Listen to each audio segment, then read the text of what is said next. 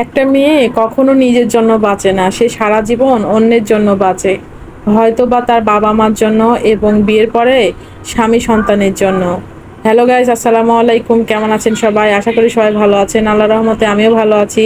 আজকে আপনাদের সাথে আমি শেয়ার করব মাছের ডিমের বড়া। এই মাছের ডিমের বড়া যে কি মজা, আপনারা একবার বানিয়ে খেয়ে দেখবেন, এত মজা। আমি একবার বানাইছি, তার আমি অনেক আমার অনেক ভালো লাগছে, আর আমার হাজবেন্ড তো খুবই পছন্দ করছে। তো মাছের ডিমের বড়াগুলো প্রকার করে সুন্দর করে ধুয়ে একেবারে সবগুলো ভিতর থেকে যে পর্দাগুলো আছে বের করে নিতে হবে। দেন আলু এর মধ্যে আর কিভাবে বানায় আপনাদের সাথে আমি শেয়ার করি। তো যে কথা বলছিলাম যে একটা মেয়ে কিন্তু কখনো নিজের জন্য না, সে সবসময় অন্যের জন্য বাঁচে, হয়তোবা তার বাবা মা এবং কখনো তার স্বামীর জন্য।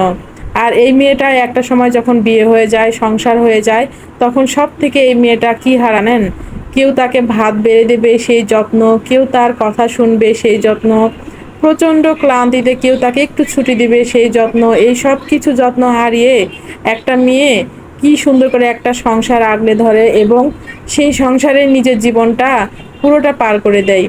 ছুটি নেই, ছাড় নেই, চোখের পানির কোনো দাম নেই, তাও সংসার আগলে ধরে থাকতে এই মেয়েরাই পছন্দ করে। কি অদ্ভুত তাই না? মেয়েদের জীবনটাই কি এরকম? মেয়েদের এই সংসার করার আগ্রহকে কি বলে জানেন? বোকামি। এই বোকামির আবার আরেকটি নাম আছে, কি জানেন?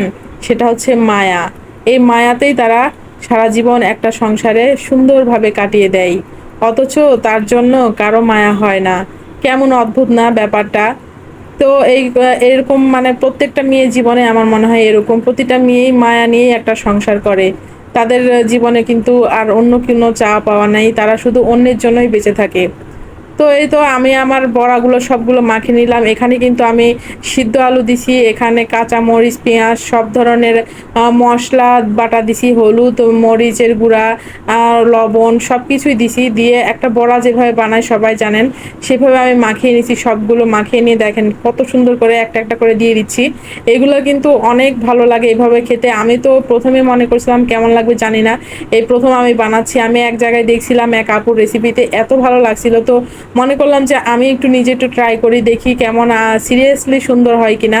তো আমি যা দেখলাম যে এত মজা হয়েছে, আর আমার বর খাওয়ার পরে তো ও পরে আবার বাজারে গিয়ে ও অনেক খোঁজাখুঁজি করছে মাছের ডিম, কিন্তু ও পায়নি আজকে। তো বলছে যে আমি এখন থেকে মাছের ডিম কিনে নিয়ে এসে ফ্রিজে রেখে দিব, তুমি আমাকে মাঝে মাঝে এভাবে বানিয়ে দিবে। এত মজা, আপনারা একবার বানিয়ে খেয়ে দেখবেন। আমার এই রেসিপি অনুযায়ী যদি আপনারা বানিয়ে খান তাহলে অনেক ভালো লাগবে। আমার কাছে এত মজা লাগছে, এটা শুধু খালি মুখে খেতেও ভালো লাগবে, আবার ভাত দিয়ে খেতেও ভালো লাগবে। আমি ভাতের সাথে খাইছিলাম, আমার অনেক মজা লাগছে। মেয়েরা সেই মায়া থেকেই একটা সংসারে সারা জীবন পার করে দেয়। এই জন্যই কিন্তু আমাদের হুমায়ুন আহমেদ একটা মেয়েদের জীবনে একটা বই লিখেছিল, সেই বইয়ের নাম দিয়েছিল মায়াবতী। আসলে মেয়েরা বরাবরই মায়াবতী। তো আমার ভিডিওটা কেমন লাগলো সবাই কমেন্ট করে জানাবেন। সবাই ভালো থাকবেন, সুস্থ থাকবেন। আমার ইউটিউব চ্যানেলটা সবাই সাবস্ক্রাইব করবেন।